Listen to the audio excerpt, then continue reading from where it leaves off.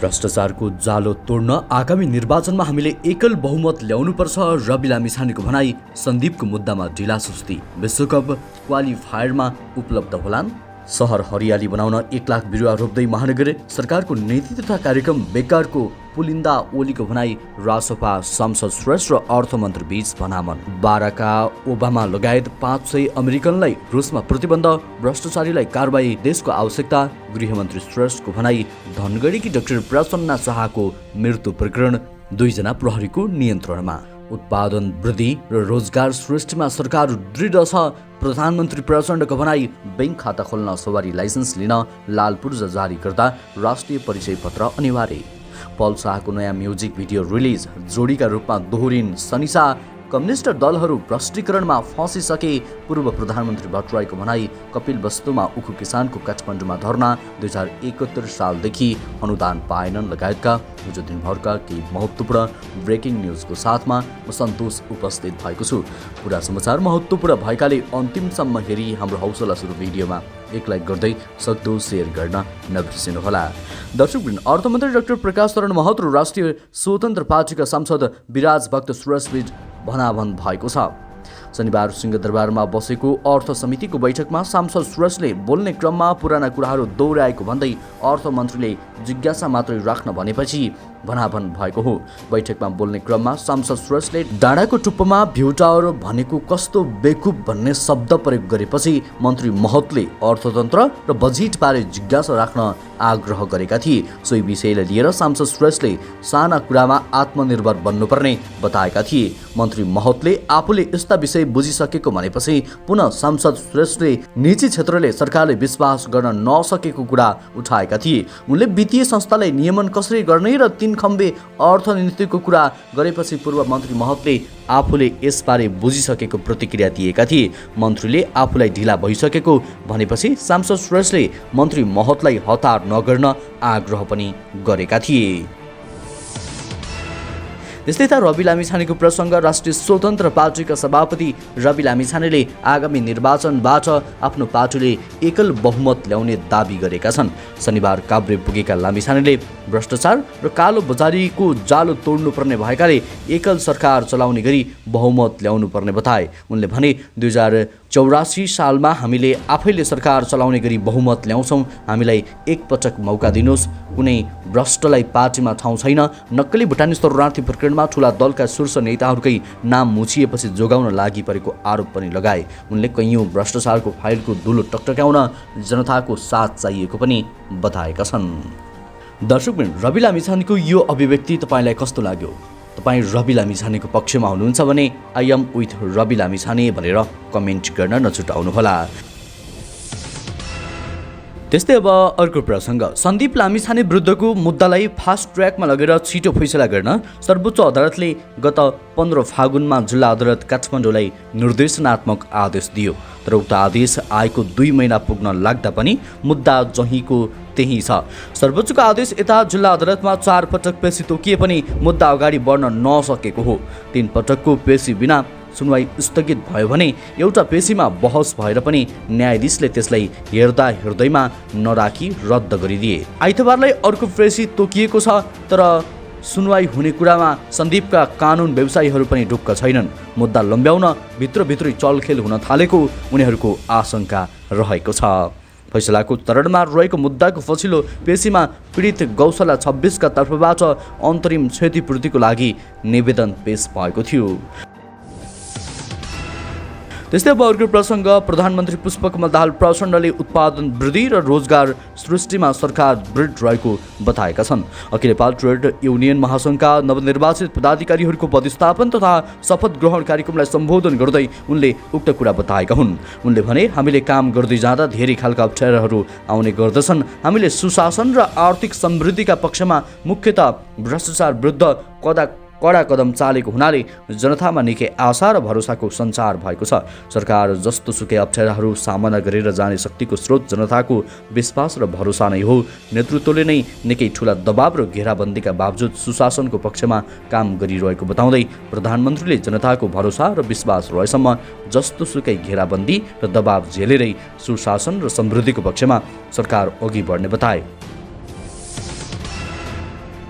त्यस्तै त सरकारले राष्ट्रिय परिचय पत्र लिन थप कसिलो व्यवस्था घोषणा गरेको छ। सङ्घीय संसदको संयुक्त बैठकमा आगामी आर्थिक वर्ष 2080-81 को सरकारको नीति तथा कार्यक्रम प्रस्तुत गर्दै राष्ट्रपति रामचन्द्र पौडेलले यस्तो घोषणा गरेका हुन्।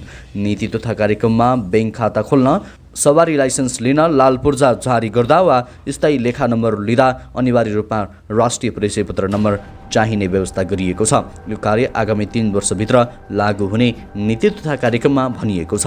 नागरिकको जैविक विवरण एकपटक मात्रै लिने सरकारले बताएको छ।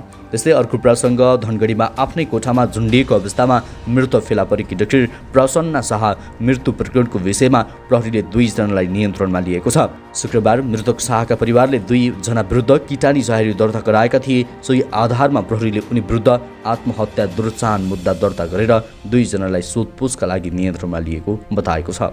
धनगढीको माया मेट्रो अस्पतालमा कार्यरत डाक्टर सन्दीप भट्टराई र धनगढीकै जिल्ला प्रहरी कार्यालय कैलालीका प्रवक्ता प्रहरी नायब उपरीक्षक कुलदीप चन्दले बताएका छन्। धनगढीको माया मेट्रो अस्पतालमा कार्यरत 26 वर्षीय डाक्टर प्रसन्ना शाह बिहिबार बिहान आफ्नै कोठामा मृत भेटिएकी थिइन्। परिवारले घटनाको सत्य तथ्य बुझिदिन पनि आग्रह गरेको थियो।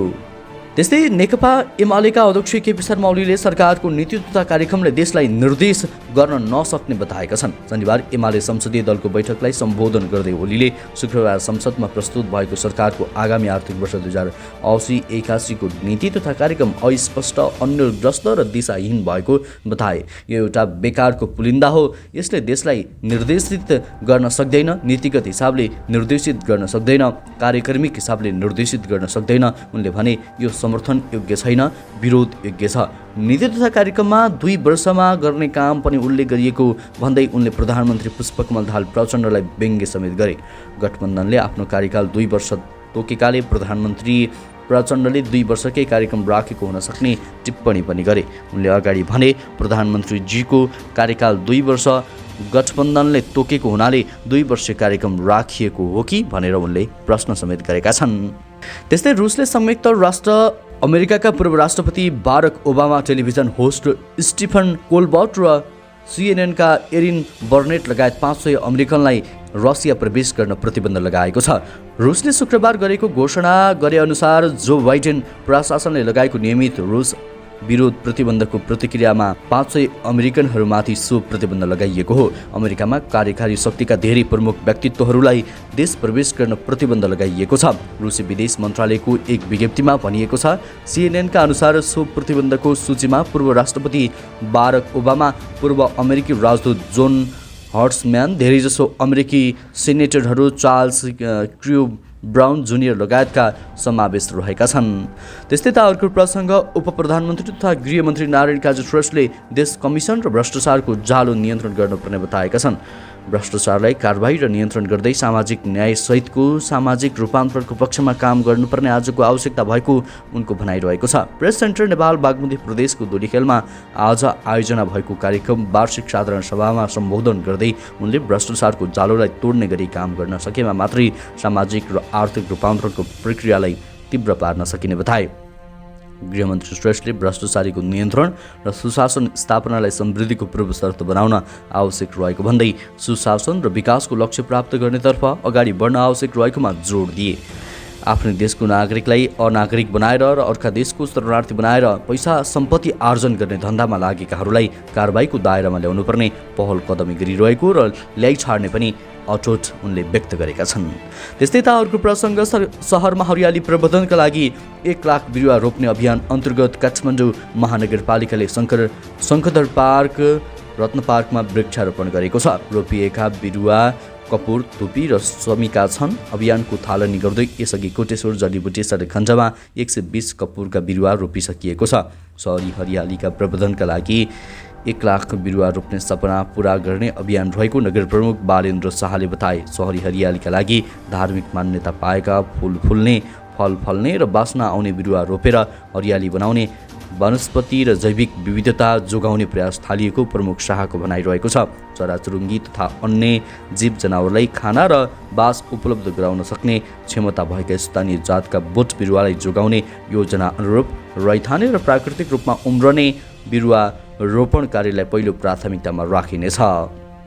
त्यस्तै नेपाल समाजवादी पार्टीका अध्यक्ष एवं पूर्व प्रधानमन्त्री डाक्टर बाबुराम भट्टराईले कम्युनिस्ट दलहरू भ्रष्टीकरणमा फँसिसकेको आरोप लगाएका छन्। शनिबार समाजवादी पार्टी जिल्ला समन्वय समितिले ललितपुरमा आयोजना गरेको अन्तर्क्रिया कार्यक्रममा भट्टराईले आफूलाई कम्युनिस्ट भन्ने, एमाले माओवादीमा राज्य संयन्त्र कब्जा गर्ने र पुरै भ्रष्टीकरण भएर जाने देखिएको आरोप लगाए। उनले काङ्ग्रेस पुरानो विचार लिएर दिशाहीन भएर बसेको र विविध थरीको खिचडी जस्तो पार्टी भएकाले काङ्ग्रेस, एमाले र माओवादीले देशको समस्या हल गर्न नसक्ने जिकिर गरे। भट्टराईले राप्रपा भन्ने पार्टी राजतन्त्रको भूत भएको र त्यसबाट तर्सनु पर्ने अवस्था नरहेको उल्लेख गरे।